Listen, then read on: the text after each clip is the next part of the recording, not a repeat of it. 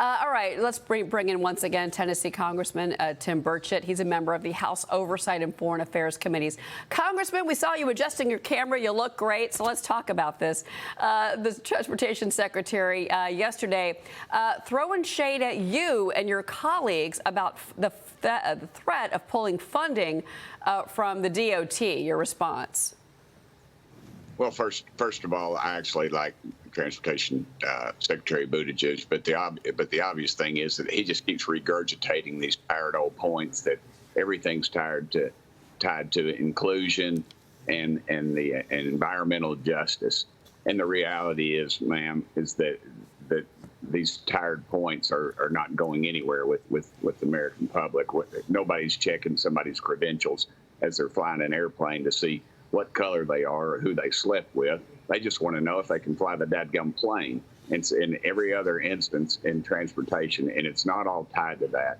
And environmental justice, you know, that smog is somehow racist. It affects us all. It just goes up in the air and it comes down. It's not directed in one neighborhood or the other.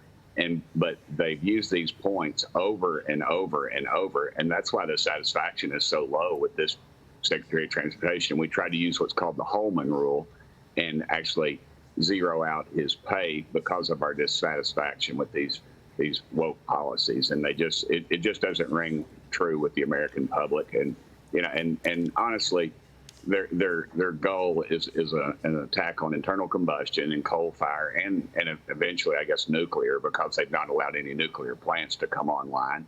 They've shut our oil supplies down, and then they continue on this path of thinking we're all going to have solar panels and windmills, and they just don't work. The technology's not there, the grid's not there to support it, and yet they keep pushing this same woke agenda. So you're talking about, obviously, energy policy, which we do want to separate, obviously, from what we're talking about, which is the upcoming Thanksgiving holiday and the Transportation Department. So let's put that down for a second. I want to talk about some other things that have been happening, obviously, in Congress. So the White House is now demanding that House Oversight Committee Chairman James Comer and House Judiciary Committee Chairman Jim Jordan withdraw the subpoenas of Biden family members. So there was this letter written. Special counsel to the president, Richard Sauber, accuses Republicans of misrepresenting the facts and ignoring evidence, also claiming the impeachment inquiry lacks, quote, constitutional legitimacy. Congressman, can you respond to this? Why, sure.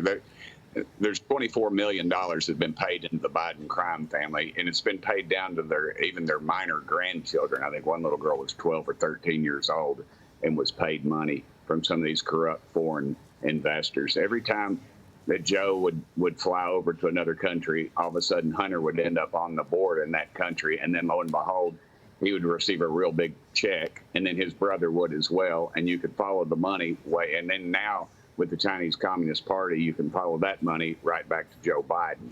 And so you have to ask yourself, what were they buying? Obviously, Hunter is not that proficient in all those things. We know what he's proficient in.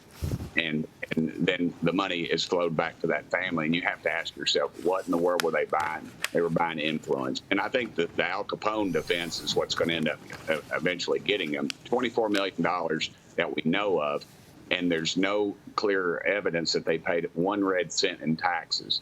And you know as well as I do, if you sell $500 worth of baseball cards on eBay, you're going to get a letter from the IRS demanding that you pay that.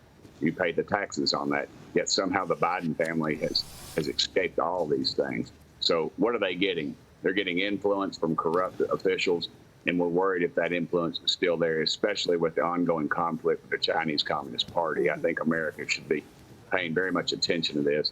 And Jim Jordan and Chairman Comer are exactly right, and they are guilty of sin, and they know it.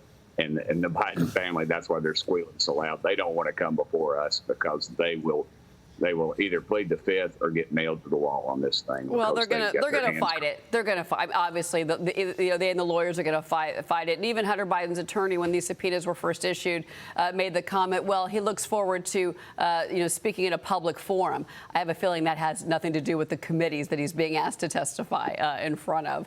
But that's just me. Congressman Tim Burchett, thank you very much, sir. Have a great Thanksgiving. And I hope y'all have a great Thanksgiving too, ma'am. Sorry about the technical difficulty. That's okay. My daughter's better. Your daughter what? She's better at this technology than I am. She bought these ear pod things, and I can't figure them out. So anyway, we'll figure it out. I'm sure she'll roll her back. Hey, Dad, what are you doing? Well, she's on the right track. Congressman, thank you very much. Appreciate it. Thank you, sir.